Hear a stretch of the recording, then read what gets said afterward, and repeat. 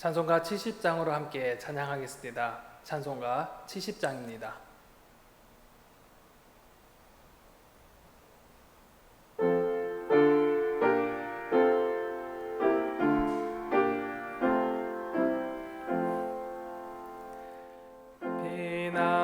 피난처에 있으니 환난을 당한 자 이리 오라.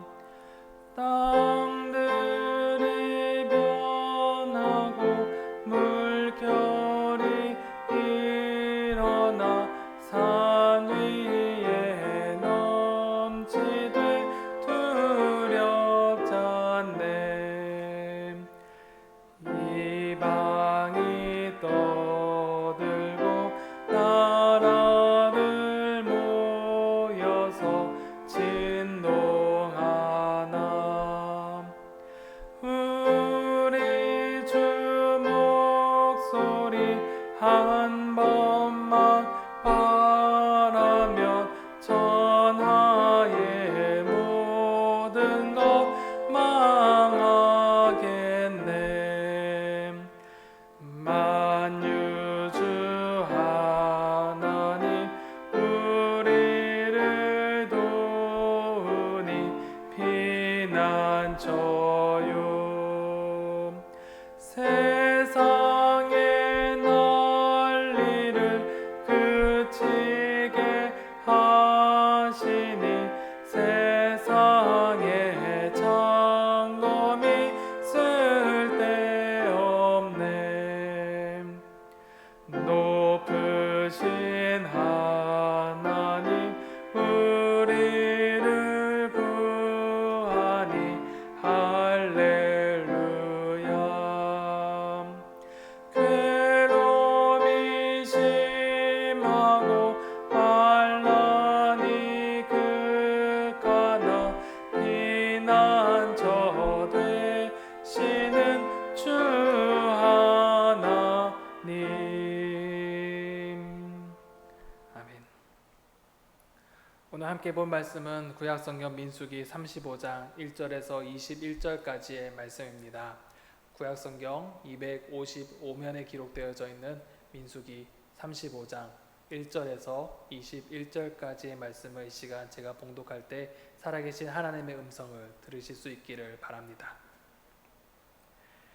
여호와께서 여리고 맞은편 요단 강가 모압 평지에서 모세에게 말씀하여 이르시되 이스라엘 자손에게 명령하여 그들이 받은 기업에서 레위인에게 거주할 성읍을 주게 하고 너희는 또 그 성읍을 두르고 있는 초장을 레위인에게 주어서 성읍은 그들의 거처가 되게 하고 초장은 그들의 재산인 가축과 짐승들을 둘 곳이 되게 할 것이라.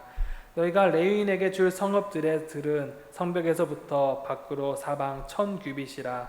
성을 중앙에 두고 성밖 동쪽으로 2000규빗, 남쪽으로 2000규빗, 서쪽으로 2000규빗, 북쪽으로 2000규빗을 측량할지니 이는 그들의 성읍의 들이며 너희가 레위인에게 줄 성읍은 살인자들이 피하게 할 도피성으로 6성읍이요 그 외에 42성읍이라. 너희가 레위인에게 모두 48성읍을 주고 그 초장도 함께 주되 너희가 이스라엘 자손의 소유에서 레위인에게 너희가 성읍을 줄 때에 많이 받은 자에게서는 많이 떼어주고 적게 받은 자에게서는 적게 떼어줄 것이라. 각기 받은 기업을 따라 그 성읍들을 레위인에게 줄지니라. 여호와께서 또 모세에게 말씀하여 이르시되 이스라엘 자손에게 말하여 그들에게 이르라. 너희가 요단강을 건너 가나안 땅에 들어가거든 너희를 위하여 성읍을 도피성으로 정하여 부지 중에 살인한 자가 그리로 피하게 하라. 이는 너희가 복수할 자에게서 도피하는 성을 삼아 살인자가 회중 앞에 서서 판결을 받기까지 죽지 않게 하기 위함이니라. 너희가 줄 성읍 중에 6을 도피성에 되게 하되 세 성읍은 요단 이쪽에 두고 세 성읍은 가나안 땅에 두어 도피성이 되게 하라. 이 6성읍은 이스라엘 자손과 타국인과 이스라엘 중에 거류하는 자의 도피성이 되리니 부지 중에 살인한 모든 자가 그리로 도피할 수 있으리라. 만일 철 연장으로 사람을 쳐 죽이면 그는 살인자니 그 살인자를 반드시 죽일 것이요 만일 사람을 죽일 만한 돌을 손에 들고 사람을 쳐 죽이면 이는 살인한 자니 그 살인자는 반드시 죽일 것이요 만일 사람을 죽일 만한 나무 연장을 손에 들고 사람을 쳐 죽이면 그는 살인한 자니 그 살인자는 반드시 죽일 것이니라. 피를 보복하는 자는 그 살인한 자를 자신이 죽일 것이니 그를 만나면 죽일 것이요 만일 미워하는 까닭에 밀쳐 죽이거나 기회를 엿보아 무엇을 던져 죽이거나 악의를 가지고 손으로 쳐 죽이면 그 친자는 반드시 죽일 것이니 이는 살인하였습니다. 피를 보복하는 자는 살인자를 만나면 죽일 것이니라. 아멘. 하나님께서는 이스라엘 백성이 가나안 땅에 들어간 이후 땅을 어떻게 분배할 것인가에 대해 말씀해 주셨습니다. 또한 이후에 땅을 분배받지 않을 레위는 어떻게 할 것인가에 대해 오늘 알려주십니다.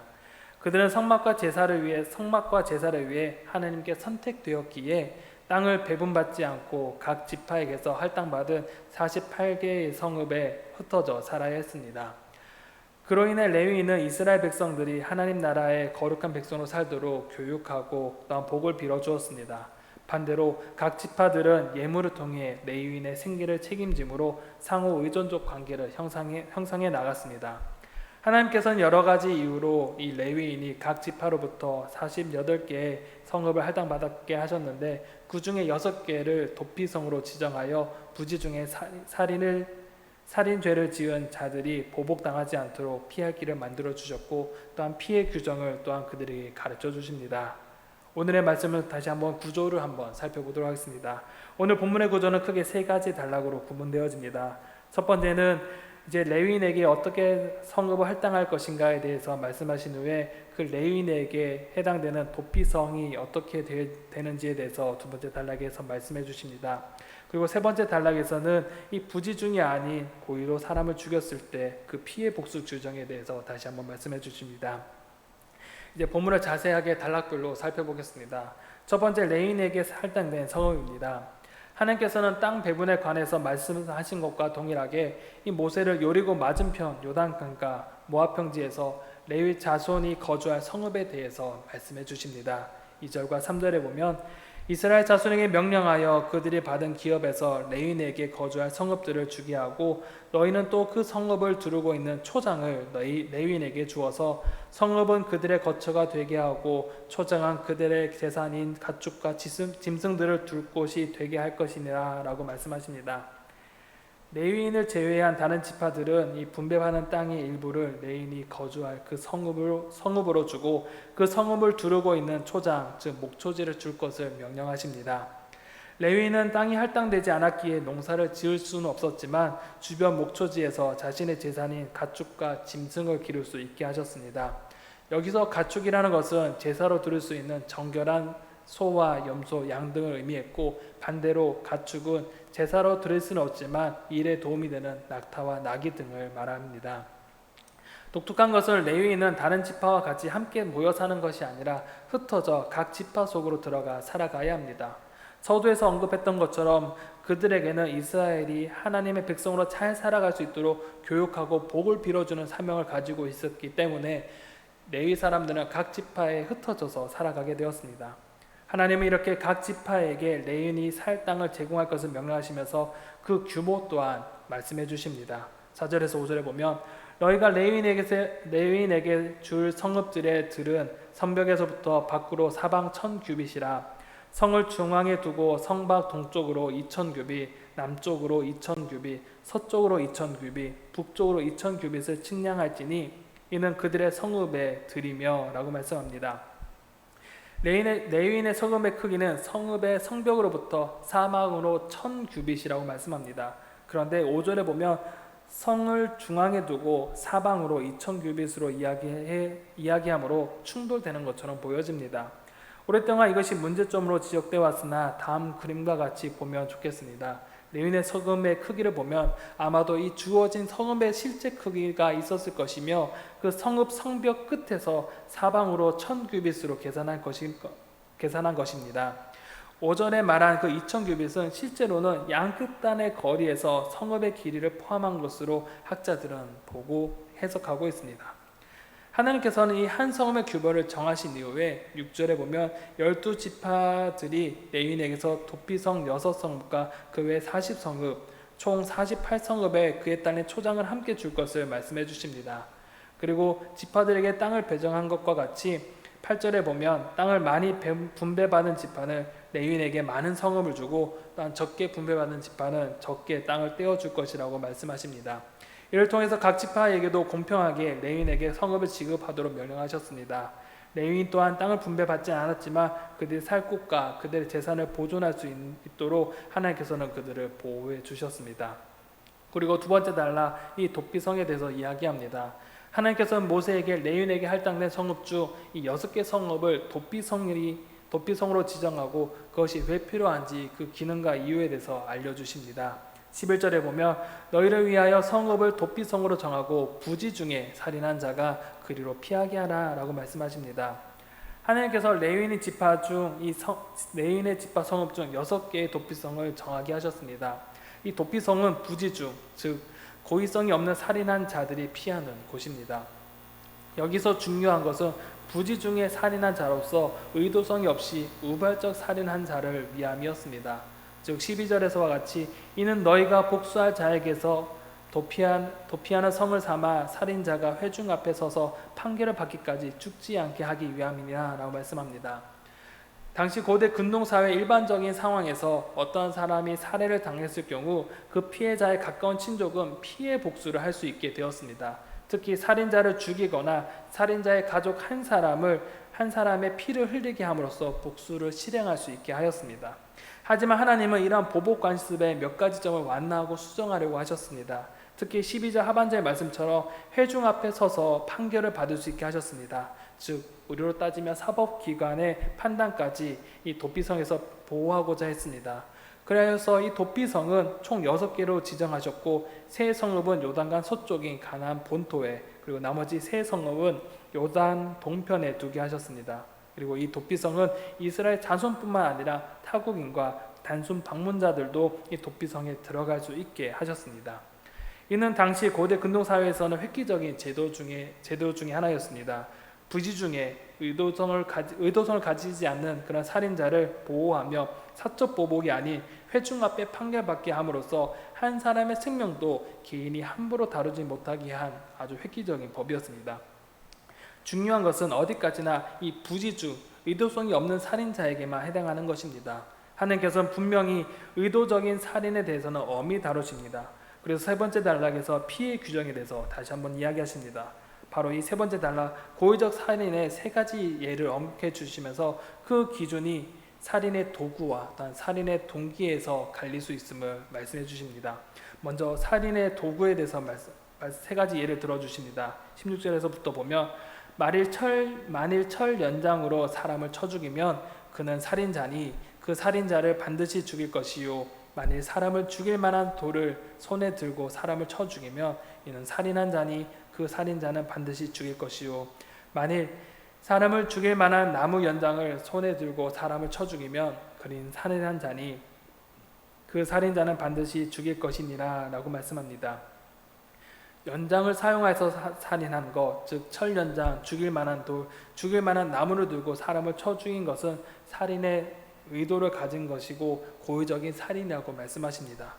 그리고 살인의 동기에 있어서도 다시 한번 말씀하십니다. 20절에서 21절에 보면 만일 미워하는 까닭에 밀쳐 죽이거나 기회를 엿보아 무엇을 던져 죽이거나 악의를 가지고 손으로 쳐 죽이며 그 친자는 반드시 죽일 것이니 이는 살인하였음이라. 피를 보복하는 자는 살인자를 만나면 죽일 것이니라 라고 말씀하십니다. 여기서는 살인한 자의 동기에 대해서 말씀하십니다. 미워하는 까닭에 또한 기회를 엿보아 또한 악의를 가지고 있었다면 그 사람이 아무리 도구를 들지 않고 죽일지라도 그 사람 또한 그 동기가 악한 고의적인 살인자임을 말씀하십니다. 그래서 이들 모두 동일하게 19절과 같이 피해 보복자는 그 살인한 자를 자신이 죽일 것이니 그를 만나면 죽일 것이요 라고 말씀하시면서 고의적 살인은 어떠한 경우에도 용서받지 못하는 것을 다시 한 번 더 말씀해 주십니다. 오늘 말씀 통해 우리는 섬세하신 하나님의 모습을 또한 발견하게 됩니다. 땅을 분배받지 못한 레위인은 그저 내버려 두지 않으시고 그들의 삶의 터전을 허락해 주시고 삶을 보호받게 하심을 볼 수 있습니다. 또한 각 지파로 흩어져 백성들에게 말씀을 가르치며 하나님의 복을 전하게 하셨고, 또한 각 지파들은 예물을 통해 레위인들이 살아갈 수 있도록 하셨습니다. 이는 우리의 삶의 여러 가지 방면으로 적용이 되어집니다. 하나님께 속한 구별된 우리 예배자들은 각 지파 속에 들어가며 말씀을 전하며 그들의 평안을 구하는 것 같이, 우리 또한 세상 속에 들어가 하나님의 말씀을 전하며 또한 그들의 영혼을 위해, 믿지 않는 영혼을 위해 그들의 평안을 구하며 또한 그들에게 복음을 전하는 사명을 우리에게 허락하셨습니다. 또한 우리에게 허락하신 교회를 잘 섬기고 세우신 목회자를 섬기는 것 또한 성도의 역할이며, 목회자 또한 성도에게 말씀을 잘 가르치며 평안을 구하는 이 상호 의존 관계가 되어야 함을 우리에게 또한 가르쳐 주십니다. 또한 도피성과 피해 보복을 통해서는 우리는 죄의 고의성에 대해 다시 한번 생각해 보게 합니다. 우리가 흔히 말하는 알고 지은 죄로부터 우리는 단절해야 합니다. 막연히 하나님의 사랑에 빗대어 고의적으로 우리의 삶을 죄 가운데로 끌고 들어가는 것이 아닌가 우리는 생각해보며 우리의 삶이 늘 성결한 삶을 향해 나아갈 수 있도록 우리는 늘 우리의 삶을 점검해 보아야 할 것입니다. 사랑하는 성도 여러분, 오늘 주신 말씀을 통하여서 우리의 삶에 온전히 적용되어지길 소망합니다. 오늘 하루도 하나님께서 맡겨주신 그 삶의 터전에서 하나님의 평안을 전하는 삶이 되시길 바랍니다. 우리의 삶이 의도적으로 죄 가운데로 들어가지 않도록 살피며 성결한 삶을 살아가는 오늘 하루가 되어지기를 간절히 소망합니다. 기도하겠습니다. 사랑과 은혜가 풍성하신 아버지 하나님, 오늘 말씀을 통하여서 하나님께서 섬세하게 이 백성들을 아끼시고 보호하시며 보존해 나가시는 모습을 발견하게 하심에 참 감사합니다. 하나님의 그 모습을 우리가 온전히 기억하게 하여 주시고, 또한 우리가 이 땅에 보내주신 그 사명을 기억하게 하여 주시옵소서. 레위 지파가 각 지파에게 흩어져 살면서 그들의 평안을 구하며 그들에게 주의 복음을 전한 것처럼 우리의 삶 또한 그러한 삶이 되게 하여 주시고, 온전히 복음을 전하며 살아가는 우리의 삶이 되게 하여 주시옵소서. 또한 아버지, 또한 우리의 삶을 주님께 의탁합니다. 우리의 삶이 고의로 우리 알고 지은 그런 죄를 또한 경계하며 우리의 삶을 되돌아봄으로써 우리의 삶 가운데 온전히 성결한 삶을 살아갈 수 있는 오늘 하루가 될 수 있도록 주님 우리의 삶 가운데 함께해 주시옵소서. 오늘 하루의 모든 것 주님께 의탁합니다. 하나님 함께해 주시고 우리 가운데 성령으로 함께하여 주시옵소서. 모든 걸 오늘 하루의 모든 일정을 주님께 의탁하오며 살아서 역사하시는 예수 그리스도의 이름으로 간절히 기도드립니다. 아멘.